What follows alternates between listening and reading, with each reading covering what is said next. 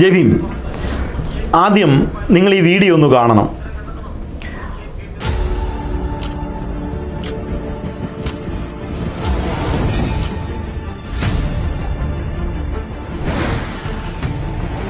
നിയമവിദ്യാർത്ഥികളെ പഠിപ്പിക്കുന്ന നിയമ അധ്യാപിക ബിന്ദു അമ്മിണിയെ ഒരു മത തീവ്രവാദി, ജാതി ഭീകരവാദി പെപ്പർ സ്പ്രേ അടിക്കുന്നതാണ് നിങ്ങൾ കാണുന്നത്. ശബരിമലയിൽ അവർ കടന്നു എന്ന് പറഞ്ഞുകൊണ്ടാണ് അവർ ആ ഭീകരവാദി, ആ മത തീവ്രവാദി ഈ നിയമ അധ്യാപികയെ, സുപ്രീം കോടതിയിൽ പ്രാക്ടീസ് ചെയ്യുന്ന ഒരു അഡ്വക്കേറ്റിനെ അവർ ആക്രമിക്കുന്നത്. അങ്ങനെയാണ് ഞങ്ങൾ ഈ വീഡിയോ അങ്ങനെ കാണണമെന്ന് പറഞ്ഞതിൻ്റെ കാര്യം, ബിന്ദു അമ്മിണി ചെയ്തത് ഒരു കുറ്റമല്ല.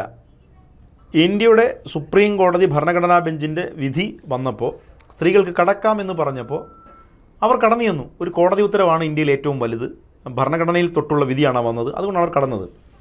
പക്ഷേ അവരെ ചില ഹിന്ദു മത തീവ്രവാദികൾ ആക്രമിക്കുന്നു. എന്നാൽ ഇവിടെ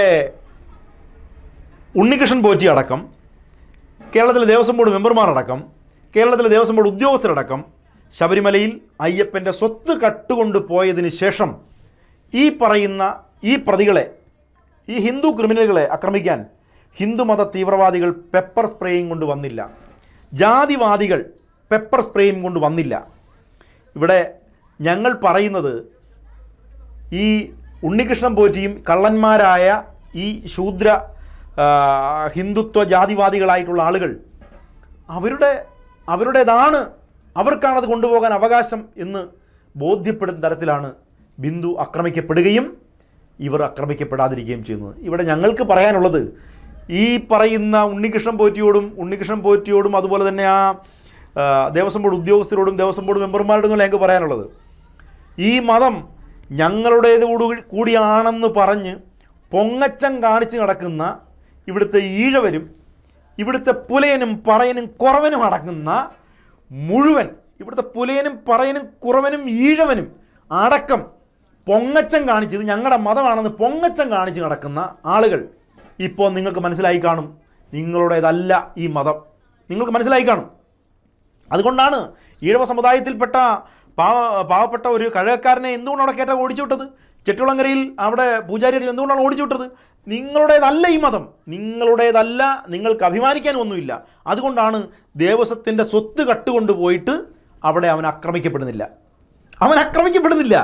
അവിടെ ഉണ്ണികൃഷ്ണൻ പോറ്റിയും ദേവസ്വം ബോർഡ് ഉദ്യോഗസ്ഥരും ഈ പറയുന്ന ദേവസ്വം ബോർഡ് മെമ്പർമാരും മന്ത്രിമാരും ആരും ആക്രമിക്കപ്പെടുന്നില്ല. പക്ഷേ എന്തുകൊണ്ട് ബിന്ദു അമ്മിണി ആക്രമിക്കപ്പെട്ടു? അതായത് ബ്രാഹ്മണൻ തീരുമാനിക്കുന്നിടത്ത് മാത്രമേ കേരളത്തിൻ്റെ ഭരണസിരാ കേന്ദ്രങ്ങൾ പോലും ചലിക്കുകയുള്ളൂ എന്ന് ബോധ്യപ്പെടുത്തുന്നതാണിത്. അതുകൊണ്ടാണ് നിങ്ങൾ ഈ വീഡിയോ കാണണമെന്ന് പറഞ്ഞത്. നിങ്ങൾ ഈ വീഡിയോ കാണുമ്പോൾ നിങ്ങൾക്കറിയാം, നിങ്ങൾ ഈ മതത്തിലെ അടിമജാതികളും അയിത്തജാതികളും കീഴ്ജാതികളുമാണെന്ന് നിങ്ങളെ ബോധ്യപ്പെടുത്തുവാൻ വേണ്ടിയാണ് ഈ വീഡിയോ ചെയ്തത്. ഈ ആക്രമിക്കുന്ന ഈ വേട്ടാവളിയനുണ്ടല്ലോ, ഈ പെപ്പർ സ്പ്രേ അടിക്കുന്ന വേട്ടാവളിയൻ, അവൻ എന്ത് വിദ്യാഭ്യാസ യോഗ്യതയാണുള്ളത്? ബിന്ദു അമ്മിണി LLM കാരിയും B.Ed ഉള്ള സുപ്രീം കോടതിയിൽ പ്രാക്ടീസ് ചെയ്യുന്ന വക്കീലാണ്. ഇവിടെ 5 നയ പൈസയുടെ വിവരമില്ലാത്ത ഒരുത്തനാണ് പെപ്പർ സ്പ്രേ അടിക്കുന്നത്. എന്തുകൊണ്ടാണ്? മതം ഭ്രാന്താണ്, മനുഷ്യനെ മയക്കുന്ന കറുപ്പാണെന്ന് പറഞ്ഞതുപോലെ മതം ഭ്രാന്താണ്. അവൻ ജാതി ഭീകരവാദിയാണ്, അവൻ മത തീവ്രവാദിയാണ്. ആ മത തീവ്രവാദി ആയതുകൊണ്ടാണ് വിദ്യാഭ്യാസ ശ്രീനാരായണ ഗുരു പറയുന്നത് വിദ്യാധനം സർവധനാൽ പ്രധാനമെന്നാണ് പറയുന്നത്. അത്രയും വിദ്യാഭ്യാസമുള്ള ഒരു സ്ത്രീയെ മതത്തിൻ്റെ പേരിൽ ആക്രമിക്കുമ്പോൾ ആ മതത്തിൽ നിന്നുകൊണ്ട് ഈഴവനും പുലയനും കുറവനും പറവനും എല്ലാം പറയാണ് ഞങ്ങൾ ഈ മതത്തിലുള്ളവരാണെന്ന്. സത്യം പറഞ്ഞാൽ നിങ്ങളെയൊക്കെ ഉണ്ടല്ലോ ഈ പ്രപഞ്ചത്തിലെ വെച്ചേക്കാൻ പാടില്ല എന്നുള്ള ഞങ്ങളുടെ അഭിപ്രായം. ഈ പ്രപഞ്ചത്തിലെ വെച്ചേക്കാൻ പാടില്ല. എന്നിട്ട് നിങ്ങളൊക്കെ ആരുടെ ആജ്ഞയാണ് അനുസരിക്കുന്നത്?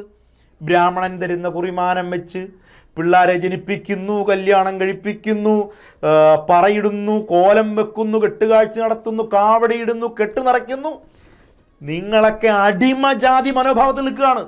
സ്വന്തം മതത്തിൽ അടിമജാതികളായി നിൽക്കുന്ന വിഭാഗങ്ങളെക്കുറിച്ചാണ് ഞാൻ ഈ പറയുന്നത്. അതുകൊണ്ട് കൊടുക്കാത്ത ബഹുമാനം ഈ മതത്തിന് കൊടുക്കേണ്ട കാര്യമില്ല. ഈ മതത്തിലെ ഒരു പുരോഹിതനും വിദ്യാഭ്യാസത്തിന് മുകളിൽ ബഹുമാനം കൊടുക്കേണ്ട കാര്യവുമില്ല. ജയ് ഭീം.